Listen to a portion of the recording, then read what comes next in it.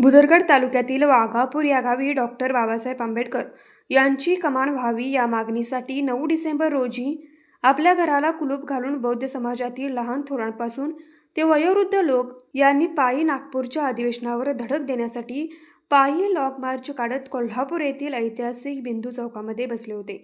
या घटनेची सविस्तर माहिती अशी की वाघापूर गट 2 मधील क्षेत्र 39 गुंठे जमीन, 27 गुंठे पडीक, 9 गुंठे तलाव, 3 गुंठे अबाधित स्मशानभूमी या संबंधित जागेचे सपाटीकरण करून या सपाटीकरणाला डॉक्टर बाबासाहेब आंबेडकर यांचे नाव देण्यात यावे असा ठराव 26 जानेवारी 2004, 2013, 2015 असे ग्रामसभेला ठराव करण्यात आला होता।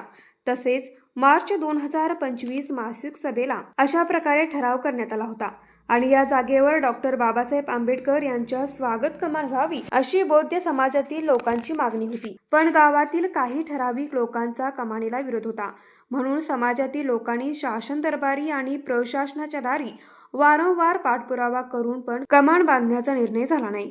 म्हणून 9 डिसेंबर रोजी सकाळी 11 वाजता समाजातील आबालवृद्ध तरुण महिला वर्गाने आपल्या घराला कुलूप लावून वाघापूर ते नागपूर पायी लॉग मार्च सुरू केला आणि डॉक्टर बाबासाहेब आंबेडकर यांची कमानीचा निर्णय जोपर्यंत होत नाही तोपर्यंत मागे न हटण्याचा निर्धार करण्यात आला।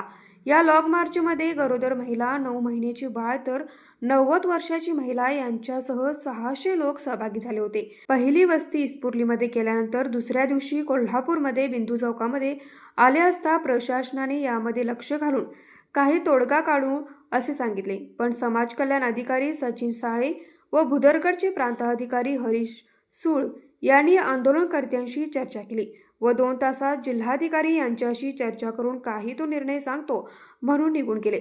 परंतु कोणीही अधिकारी आंदोलनस्थळी न आल्यामुळे लॉंग मार्च बिंदू चौकाकडून शिवाजी चौक CPR मार्गे मार्गस्थ झाला व जिल्हाधिकारी कार्यालयाच्या दारात ठिय्या मारून बसले होते। यानंतर हा मोर्चा नागपूरच्या दिशेने रवाना होत टोप येथे विश्रांतीनंतर रविवार 14 डिसेंबर 2025 रोजी पेठ वडगावात आला। यावेळी प्रमुख रस्त्यावरून हा मोर्चा डॉक्टर बाबासाहेब आंबेडकर यांच्या पुतळ्याजवळ आला।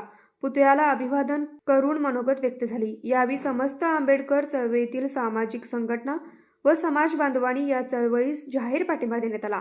यावेळी पेठवडगाव येथील बौद्ध समाजातील प्राध्यापक जय कराडे, निवास धनवडे, मिलिंद संधी, धीरज पवार, प्रजापती संधी, इकबाल संधी, किशोर पवार, अमर पवार, विजय मोरे, महेंद्र आयरेकर, चांगदेव कांबळे, बाबू पवार, संदीप कराळे, सुभाष धनवडे, विशाल धनवडे, सुहास कांबळे, लाटवडेकर, सतीश मोरे, सुनील पवार, किशोर पवार, प्रवीण कराळे, शिवरुद्र पवार, कुंदन पवार, सुशील कराळे, पुष्पेंद्र कांबळे तसेच तेजस कांबळे, सचिन गायकवाड, किशोर धनवडे, पंकज धनवडे, किरण धनवडे, संदीप पवार, कबीर धनवडे, सुनील आयरेकर, उत्तम आयरेकर, सुमेध कांबळे यांच्यासह सिद्धार्थनगरमधील समाज बांधव मोठ्या संख्येने उपस्थित होते।